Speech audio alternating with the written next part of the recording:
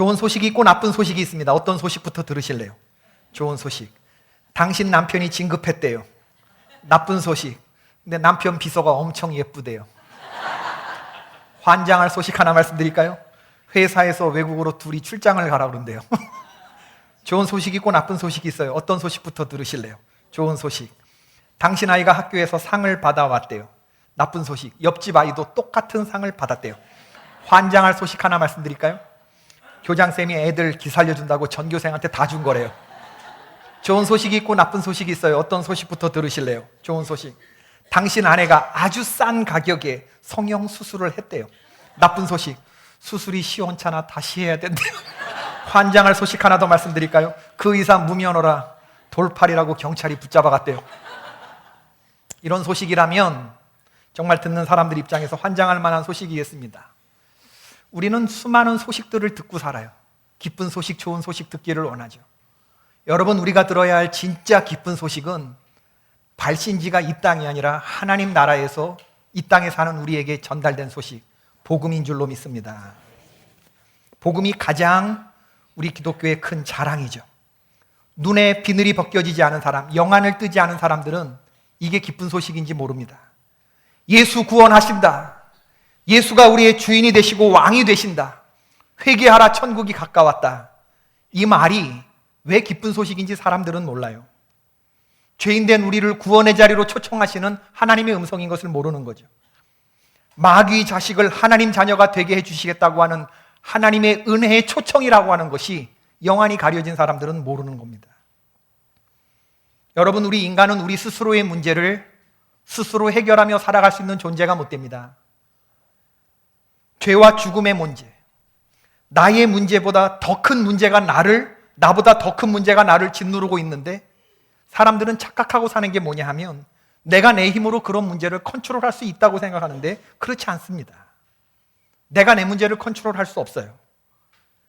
우리는 우리의 하나님께서 내 문제를 해결해 주셔야만 살아갈 수 있는 사람들입니다. 이 신령한 세계에 눈뜬 분들 아멘 하십시다. 내가 주인 되어 사는 것이 아니라 하나님의 인도하심에 맡기며 사는 사람, 그런 사람 되신 분들 더 크게 아멘 하십시다. 오늘 이사야 61장의 말씀은 바벨론 나라의 포로가 되어서 끌려가는 고통당한 이스라엘 백성들에게 위로하시기 위해서 하나님이 주신 그런 말씀입니다.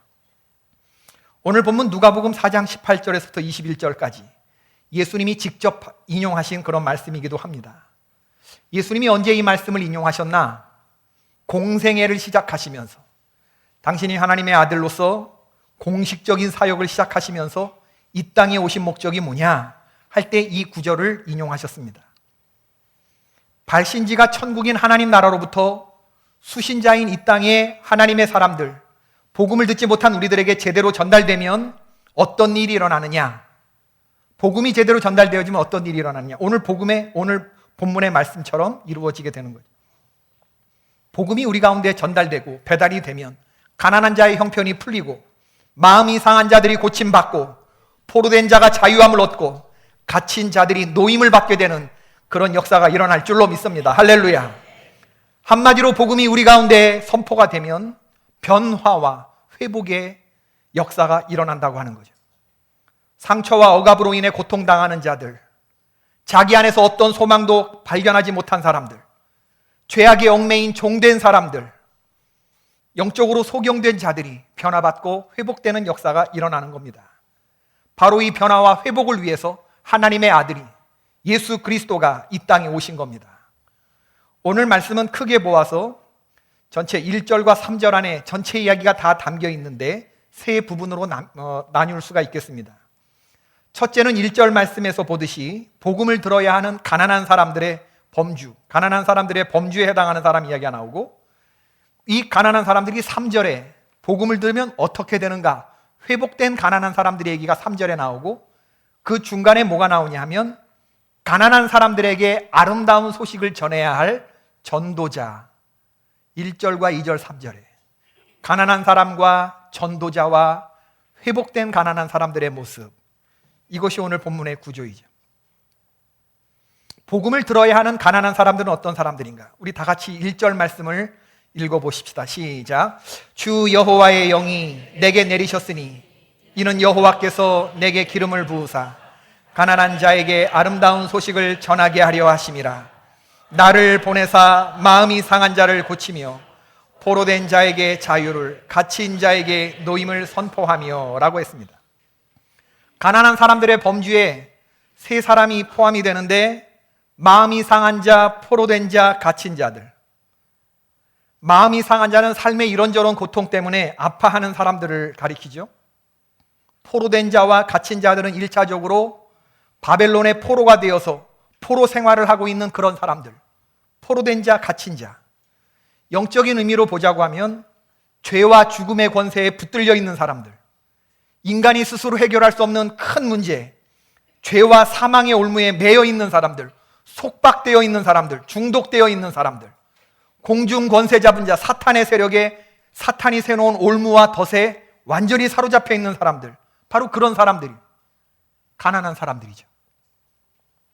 남에게 말할 수 없는 나만의 죄의 무거운 짐을 짊어지고 가는 사람들, 벗어날 기미조차 안 보이는 가난에 얽매여 있는 사람들, 누군가로부터 거절받은, 거절당한 기억을 안고 살아가는 사람들, 잊지 못할 상처를 가지고 가는 사람들, 생각만 해도 치를 떨게 하는 기억을 가지고 있어서 누군가의 얼굴을 떠올릴 때마다 죽이고 싶은 마음, 그리고 스스로 죽고 싶은 마음으로 살아가는 사람들, 이게 다 가난한 사람들의 범주에 들어가는 현대인들의 모습이죠. 사랑이 풍성해야 할 가정 속에서 사랑을 받지 못하고 사랑이 식어진 가정에서 살아가는 사람들, 박차고 나오고 싶지만 나오지 못하는 삶에 꼬인 얽힌 문제에 살아가는 사람들, 일생에 단 한 번 잘못했을 뿐인데 그 잘못으로 인해서 인생 전체가 다 꼬여버리고 뒤죽박죽이 되어버린 그런 사람들, 한 번 잃은 건강, 한 번 주저앉은 경제적인 파산 때문에 고통스러워하면서 살아가는 그런 사람들, 은밀히 지은 죄가 발각될까 봐 두려움 속에서 벌벌 떨고 사는 사람들, 타인에 의존해서 살아갈 수밖에 없는, 스스로는 살아갈 수 없는 그런 사람들. 바로 이런 것들이 사냥꾼의 올무에 걸려든 새처럼, 마치 덫에 걸린 사람처럼, 바로 이런 결박과 속박의 문제들이 하나님의 사람들을 움츠러들게 만들고 풍성한 기쁨을 누리지 못하게 만드는 것이죠. 그리고 이런 속박들은, 결박들은, 이런 중독들은 쉽게 벗어지지 않습니다. 왜냐하면 우리를 동여매고 있는 이 결박이 우리의 힘보다 큰 죄의 결과이기 때문에 그렇습니다. 창조의 원리가 뭐예요? 하나님께서 사람을 지으실 때 당신의 형상으로 지으시고 하나님의 테두리 에덴 동산 안에서 하나님이 그어주신 범주 안에서 살아가게끔 했는데, 타락한 인간이 죄로 인해서 이 하나님의 범주를 벗어났어요. 스스로 교만해져서 하나님과 같이 되려고 하는 이 창조 원리를 벗어나서 스스로 자기가 왕노릇하고 살아가려고 그렇게 뛰쳐나간 결과 마치 고기가 물 밖을 뛰쳐나간 것처럼 헐떡이면서 서서히 죽어가는 바로 그런 존재가 되고 만 것이죠. 이런 상태를 인식하지 못한 채 지금 많은 사람들이 영적으로 죽어가는 가난한 자의 삶을 살아가고 있어요. 자기 자신이 잘못되었다는 것을 깨닫기만 하고 고통을 깨달아도 주님께로 회개하고 돌아올 텐데, 이 복음을 듣지 못한 사람들은 자기의 상태를 알지 못하니까 멸망으로 치닫고 있는 자기의 존재를 깨닫지 못하는 거죠. 폴 브랜드 박사가 쓴 고통이라는 선물이라는 제목의 책이 있습니다. 이 폴 브랜드 박사는 아프리카에서 사역한 20년 넘게 나 환자들을 대상으로 선교하신 의사이면서 목사님이신 분입니다. 한 번은 이 폴 브랜트 박사님이 예배 시간이 되어서 교회 앞에서 자기의 성도들을 기다리고 있는데, 저 앞에서 땀을 뻘뻘 흘리면서 뛰어오는 성도가 있었어요. 그는 자기가 제일 먼저 교회에 도착한 것을 아주 자랑스럽게 생각하고, 박사님 칭찬해 주세요, 제가 제일 먼저 왔습니다, 이런 모습이었어요. 그런데 폴 브랜트 박사님은 그를 칭찬할 수가 없었습니다. 왜냐하면 그의 왼쪽 다리를 보는 순간 뼈가 삐져나온 발가락 사이에서 피가 줄줄 흐르는데 그는 고통을 느끼지 못하고 있었기 때문이죠. 나 환자가, 이 나균이 몸이 썩어 들어가는데도 정작 당사자는 고통을 인식하지 못하고 있었기 때문에 이 폴 브랜트 박사님의 기도 제목은 뭐냐 하면, 주여 저들이 고통을 느끼게 하옵소서. 내가 저들에게 줄 수 있는 최고의 선물은 고통이다. 고통이다. 고통을 느껴야 치료를 받아도 받을 것 아닙니까? 그래서 고통이라고 하는 선물, 고통을 느낄 때 감사하라고 말하고 있습니다. 여러분, 이 중독과 결박, 속박, 이 상태, 재래식 화장실에 가보신 적 있으세요?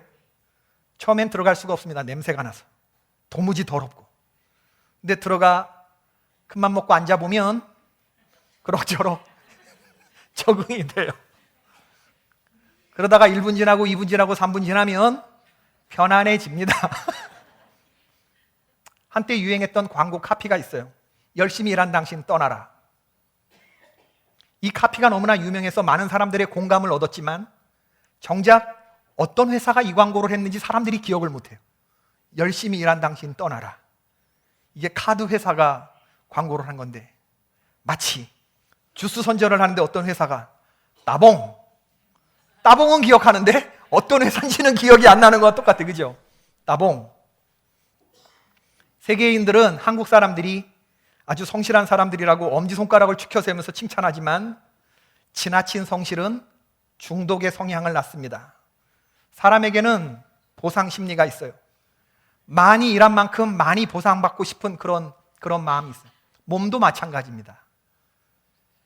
공부를 많이 한 대학교 앞에 왜 술집들이 많죠? 많이 공부한 만큼 또 많이 마시고 싶은 거예요.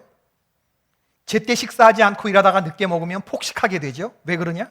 기다린 만큼 더 많이 보상을 받고자 하는 신체적인 욕구가 있기 때문에 그렇습니다. 이 보상, 쾌락, 이런 것들은 사실은 가치 중립입니다. 노동의 대가로서 얻는 쾌락은 주의를 환기시키고 긴장을 풀어주는 측면이 있어요. 문제는 뭐냐면 그것이 무절제한 향락으로 이어지고 이것이 영혼을 타락하게 만들고 허무주의와 퇴폐주의를 불러온다고 하는 그러한 점이죠.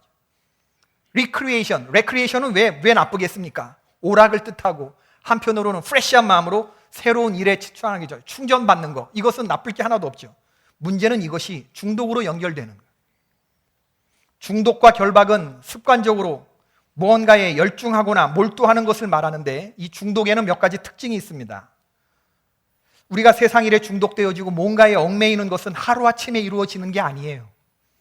이 작은 쾌락들을 반복적으로 선택하고 이것이 서서히 진행되어서 조금씩 즐기던 것이 어느새 내 삶의 한 군데 두 군데를 점령하고 들어와 이제는 내 스스로 끊어내지 못하는 어떠한 내 삶 안에서 견고한 진이 되어버리고, 진이.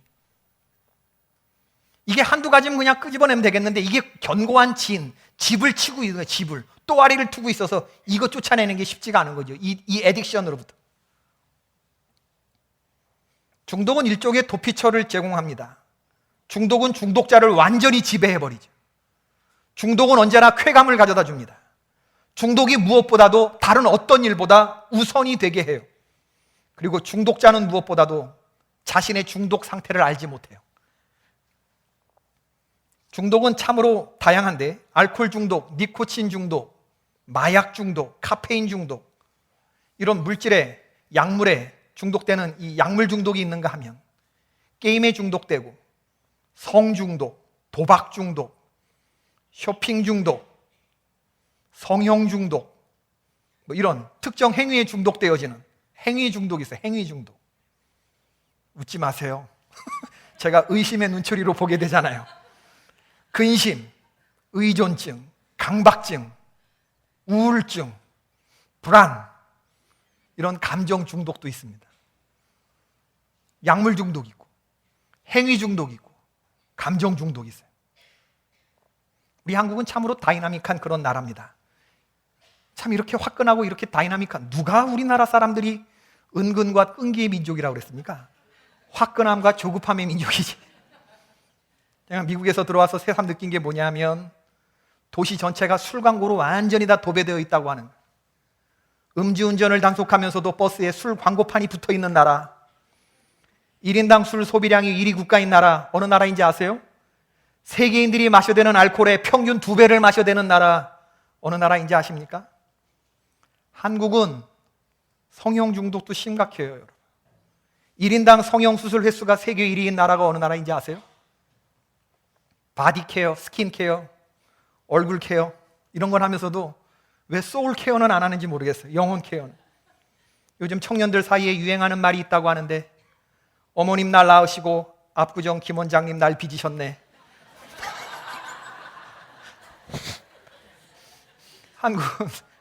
한국은 물질 중독도 심각합니다. 돈이 성공의 척도가 되었어요. 요즘 인터넷 포털 뉴스를 보려고 컴퓨터를 인터넷을 켜다 보면 이상한 조사가 자꾸 눈에 띄는데, 예를 들면 이런 겁니다. 10억을 준다면 3년간 감옥에 다녀오시겠는가? 얼마? 10억을 준다면 3년간 감옥에 다녀오시겠는가? 국가 호텔, 먹여주고 재워주는 곳, 감옥에 3년간 다녀오시겠는가?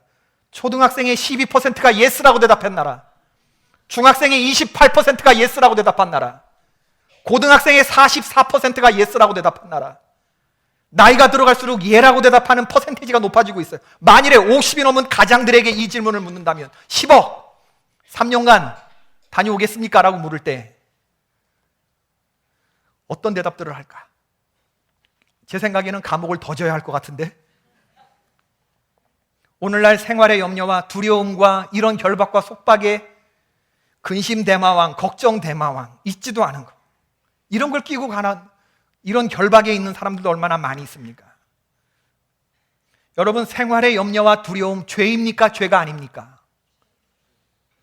동의하시면 아멘 하십시다.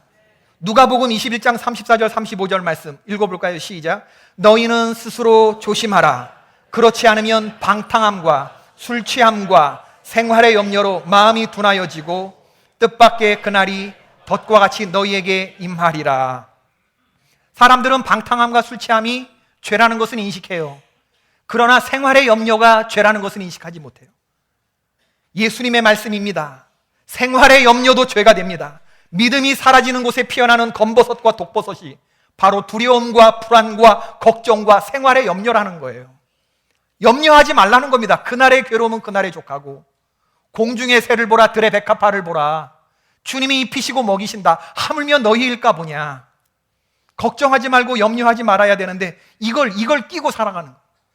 뭐 사람들 다 염려하는 거 아니야? 걱정하는 거. 그렇지 않습니다. 믿음의 사람들은 걱정과 염려를 하나님께 맡긴 채 평안하게 삽니다. 여러분, 아스브나스라고 하는 이름 들어보신 적 있으세요? 아스브나스. 할렐루야. 이야, 역시 장로님 아스브나스. 다니엘을 훈련시킨 환관장인데, 이야, 어떻게 장로님이, 이 천덕 장로님, 할렐루야, 장수하시기를 바랍니다. 성경이 딱 다니엘서 1장 3절에 딱 한 구절 나오는데, 아스브나스. 당시 이 제국의 왕궁에 상주하던 이런 관료들은 모두 환관들이었는데 환관의 장이었어요. 아스브나스. 대단한 세도가였죠. 바벨론의 느부갓네살을 섬기는 그런 관료 중에 장이었습니다. 이 사람의 역할이 뭐냐 하면 세계 각지에서 잡혀온 이 포로로 잡혀온 소녀들을 잘 먹이고 왕의 음식으로 잘 가꾸어서 용모를 아름답게 가꾼 후에 왕을 섬기게끔 훈련시키는 이런 일들을 하고 있었어요. 그러기 위해서 소년들은 왕이 하사한 고기와 포도주로 몸을 가꾸게 되어 있었죠. 그런데 다니엘은 뜻을 정해서 왕의 음식을 먹지 않습니다. 고기와 포도주로 자기를 더럽히지 않을 것을 결심하죠. 자기는 채식 그리고 물만 먹겠다고 합니다. 이런 뜻을 환관장에게 알립니다. 이렇게 말해요. 청하오니 당신의 종들을 열흘 동안 시험하여 채식을 주어 먹게 하고 물을 주어 마시게 한 후에 당신 앞에서 우리의 얼굴과 왕의 음식을 먹는 소년들의 얼굴을 비교하여 보아서 당신이 보는 대로 종들에게 행하소서. 다니엘은 10대 포로 소년인데도 전혀 두려워하지 않아요. 고기와 포도주를 먹은 다른 소년과 열흘 동안 채식과 물만 먹은 나를 비교해봐라. 그리고 그 다음에 열흘 지나고 난 다음에 당신이 하고 싶은 대로 해라. 당당하게 얘기합니다. 그런데 백발의 세력가인이 아스브나스는 두려워서 벌벌 떨어요. 환관장이 다니엘에게 이르되 내가 내 주 왕을 두려워하노라. 그가 너희 먹을 것과 너희 마실 것을 지정하셨거늘 너희의 얼굴이 초췌하여 같은 또래의 소년들만 못한 것을 그가 보게 할 것이 무엇이냐.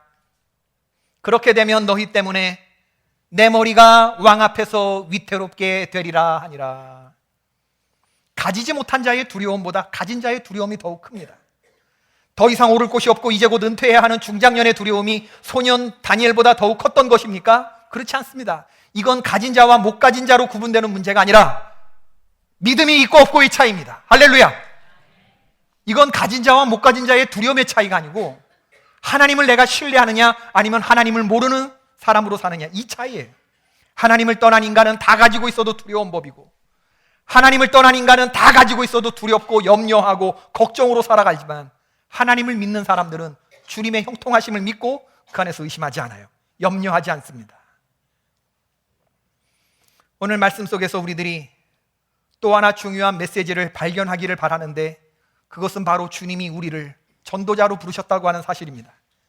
여호와의 영이 내게 내리셨으니 여호와께서 내게 기름을 부으사 가난한 자들에게 아름다운 소식을 전하게 하셨다. 우리는 아름다운 소식을 전하는 전도자가 되는 사명을 가지고 있습니다. 사망의 그늘에 앉아 죽어가는 백성들에게 가서 아름다운 소식을 전해야 돼요. 주님께 돌아오라. 악인은 그 길을, 불의한 자는 그 생각을 버리고 여호와께로 돌아오라. 너희는 여호와를 가까이 계실 때에 부르라. 지금이 바로 은혜 받을 때고 지금이 바로 주님을 만날 때라 외치기를 바라는 거죠. 지금 너희가 근심의 옷, 통곡의 옷, 슬픔의 옷, 결박과 중독이라고 하는 옷, 그런 옷을 입고 있지만 이제 그 옷을 벗어 던지고 주님의 복음을 받아들이는 순간 너희들은 찬송의 옷으로 갈아입게 될 것이다. 이걸 외치라는 거예요. 우리 보고 가서 너희가 의의 나무가 될 것이다.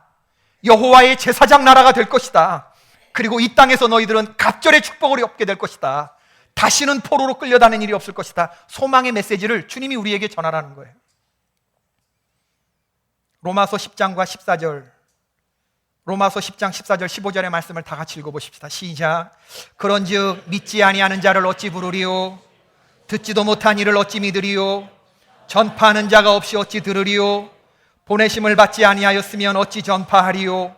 기록된 바 아름답도다. 좋은 소식을 전하는 자들의 발이여 함과 같으니라.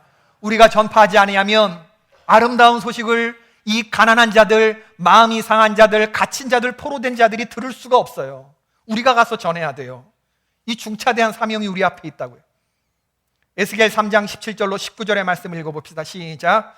인자야, 내가 너를 이스라엘 족속의 파수꾼으로 세웠으니 너는 내 입의 말을 듣고 나를 대신하여 그들을 깨우치라. 가령 내가 악인에게 말하기를 너는 꼭 죽으리라 할 때에 내가 깨우치지 아니하거나 말로 악인에게 일러서 그의 악한 길을 떠나 생명을 구원하게 하지 아니하면 그 악인은 그의 죄악 중에서 죽으려니와 내가 그의 핏값을 내 손에서 찾을 것이고, 내가 악인을 깨우치되 그가 그의 악한 마음과 악한 행에서 돌이키지 아니하면 그는 그의 죄악 중에서 죽으려니와 너는 내 생명을 보존하리라. 에스겔 3장 17절 말씀인데, 우리 가운데 하나님의 이 음성을 듣는 자가 누굽니까? 하나님이 어떤 사람을 향해서 야, 쟤 죽어, 쟤 악한 행위로 해서 쟤는 결코 죽을 거야 라고 말할 때 그 악한 자가 너는 죽을 것이다 라고 하는 그 음성을 듣는 자가 누구냐는 거예요.